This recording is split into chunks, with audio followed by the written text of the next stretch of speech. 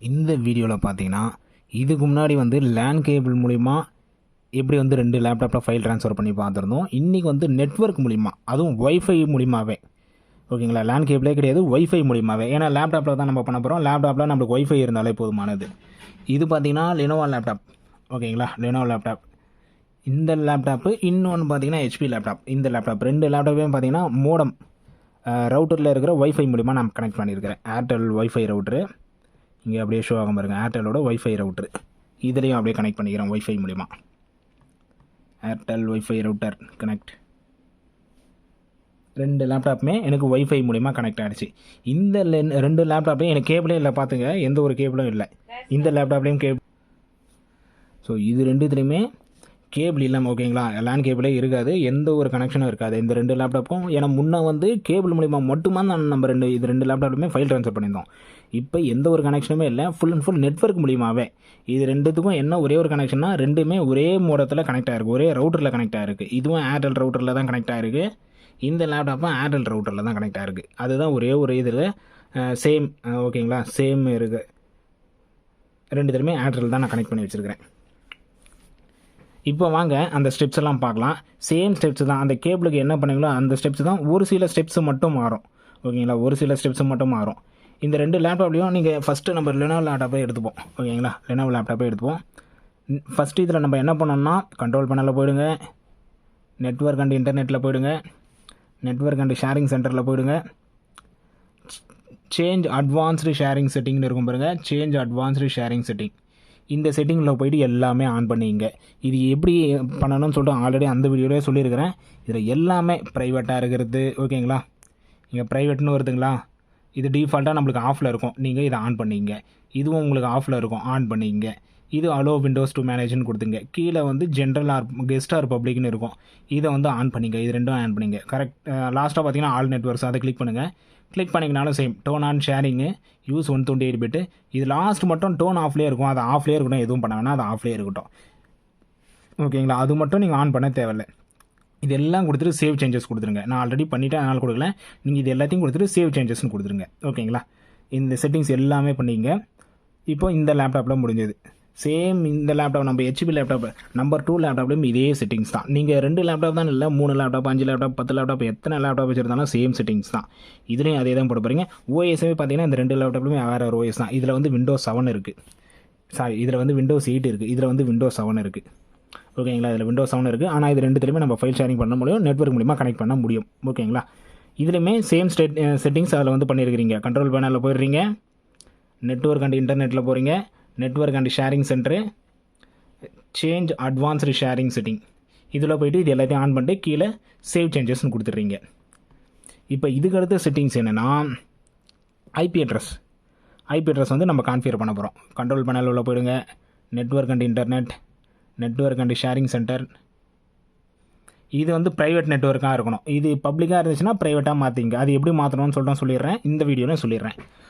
சர்ச்சில் போய்ட்டு, ஓகேங்களா, சர்ச்சில் உங்கள் விண்டோஸ் பட்டனை ப்ரெஸ் பண்ணிட்டு SCCPOL.MSC,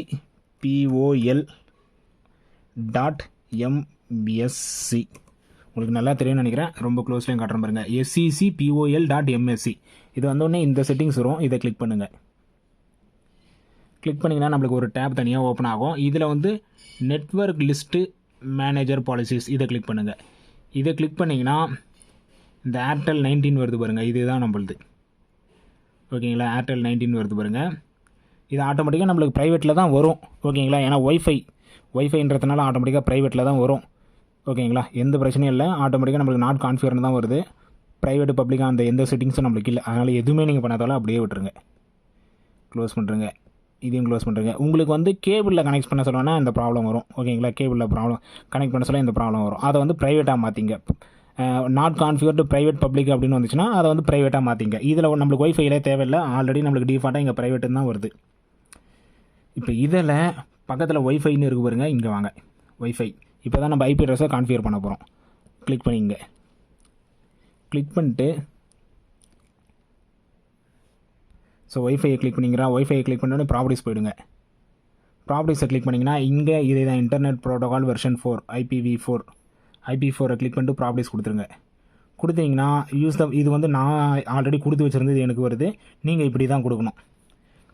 யூஸ் த டிஃபால்ட்டாக என்ன இருக்குன்னா அப்டைன் ஐபி அட்ரஸ் ஆட்டோமேட்டிக்கலி அப்படி இருக்கும். ஓகேங்களா, இந்த ஐபி அட்ரஸ் ஆட்டோமேட்டிக்கலி தான் டிஃபால்ட்டாக இருக்கும். இதெல்லாம் எம்டியாக இருக்கும். நான் கொடுத்துட்டு இப்போ திருப்பி மாத்திரம் பாருங்கள். இது வந்து இப்படி தான் இருக்கும் உங்களுக்கு டிஃபால்ட்டாக. இப்போ use the following address IP அட்ரஸும் கொடுத்து நம்ம ஐபி அட்ரஸ் எல்லாமே நம்ம கொடுக்கணும்.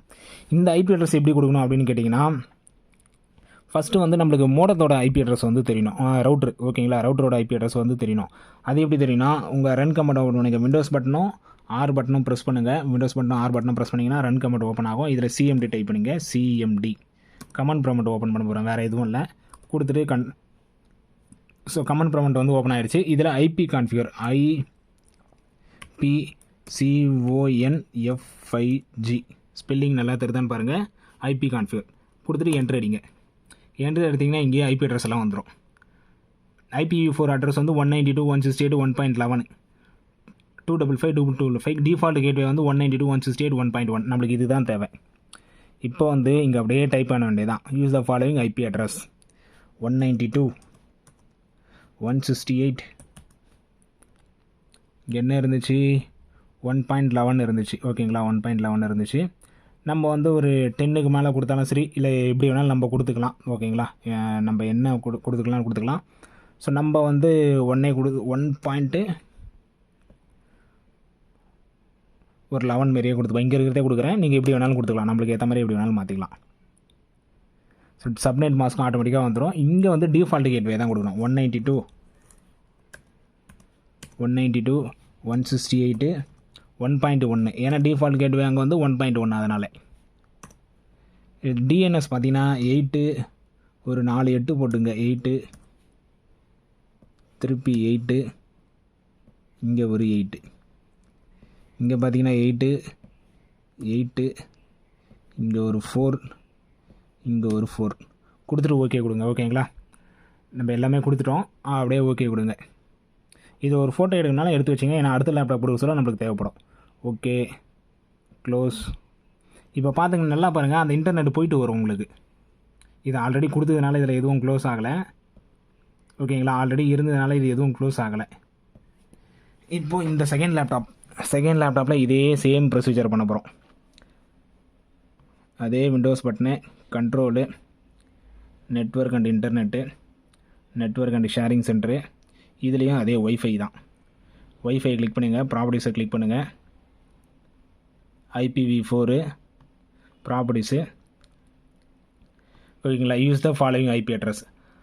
அங்கே எப்படி கொடுத்தோமோ அதே தான். அங்கே வந்து 1.12ன்னு கொடுத்தீங்களா, ஓகேங்களா, அங்கே 1.11ன்னு கொடுத்தோம். இங்கே 1.12ன்னு கொடுங்க, இல்லை 1.13 கொடுங்க, எது வேணாலும் கொடுங்க. இந்த 1 சீரீஸ்லேயே கொடுங்க. ஓகேங்களா, இந்த 1 சீரீஸ் மாறக்கூடாது. 192.168 இந்த 1 சீரீஸ் மாறக்கூடாது.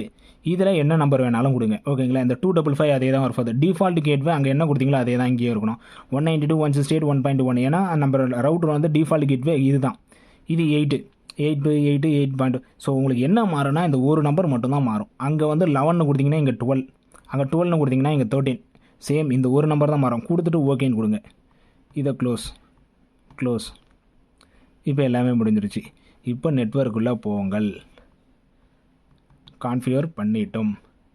இப்போ போனீங்கன்னா அந்த லேப்டாப்பில் என்ன இருக்கோ எல்லா ஃபைல்ஸும் காமிக்கும். இது கோபின்றது பார்த்தீங்கன்னா அந்த லேப்டாப். ஓகேங்களா, கோபின் வரது வந்து அந்த லேப்டாப்பில் நான் எல்லாமே ஷேர் பண்ணி வச்சுருப்பேன். அது விண்டோஸ் 8, அது வந்து ஷேர் பண்ணல இன்னும் ஃபுல்ஸாக, அதனால் அப்படி வருது. கேனாட் அசஸ்ன்னு வருது. அதுக்கு அசஸ் வந்து கொடுக்கல. இதுக்கு மட்டும் பார்த்தீங்கன்னா அசஸ் கொடுக்கல, அதனால் இப்படி வருது. மற்றபடி எல்லாத்துக்கும் அசஸ்லாம் கொடுத்துருப்பேன். இதெல்லாம் அசஸ் கொடுத்துருப்பேன். ஓகேங்களா, நீங்கள் எந்த ஃபைல் வேணாலும் ஓப்பன் பண்ணிக்கலாம். சேம் இதுலேயும் அதே தான். இதுலேயும் எல்லா ஸ்டெப்பும் முடிஞ்சிருச்சு. நெட்வொர்க் ஓப்பன் பண்ணுங்கள். கோபின்றது இந்த லேப்டாப்பு, அட்மின்றது அந்த லேப்டாப். யூசர்ஸ் மட்டும் தான் நான் கொடுத்தேன், வேறு எதுவும் அதில் கொடுக்கல. இப்போ எக்ஸாம்பிளுக்கு ஏதாச்சும் ஒன்று நம்ம ஷேரிங் கொடுப்போமே. சார்ஜும் டவுன் ஆகுது, சீக்கிரமாக கொடுப்போம்.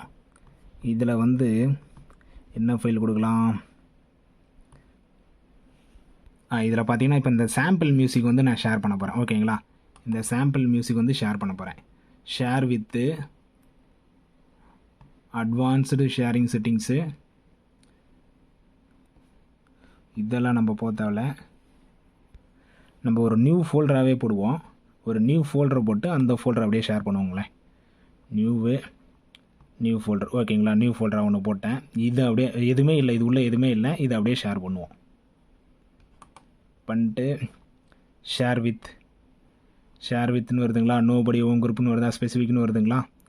இதில் ஓம் குரூப் அப்படி கொடுத்தாலும் சரி, ஓம் group read and right.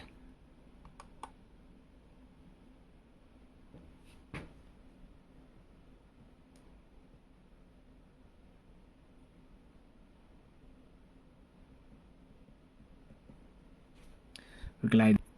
Okay, இப்போ வந்துருச்சு பாருங்க கரெக்டான செட்டிங்ஸு. ரைட் கிளிக் பண்ணிட்டு ஷேர் வித்தில் போய்ட்டு ஸ்பெசிஃபிக் பீப்புள்னு இருக்கான். இந்த ஸ்பெசிஃபிக் பீப்புளில் போய்ட்டு டவுன் பண்ணிட்டு எவ்ரி ஒன்று கொடுத்துருங்க. எவ்ரி ஒன் ஆடுன்னு கொடுத்துருங்க. எவ்ரி ஒனில் ரீட் அண்ட் ரைட் ரெண்டுமே கொடுங்க. Read and right. இப்போ ஷேர். ஓகே, இது வந்து ஷேர் ஆகிடுச்சு. இப்போ அப்படியே இதில் பார்ப்போம், இந்த சிஸ்டத்தில் பார்ப்போம். அட்மின்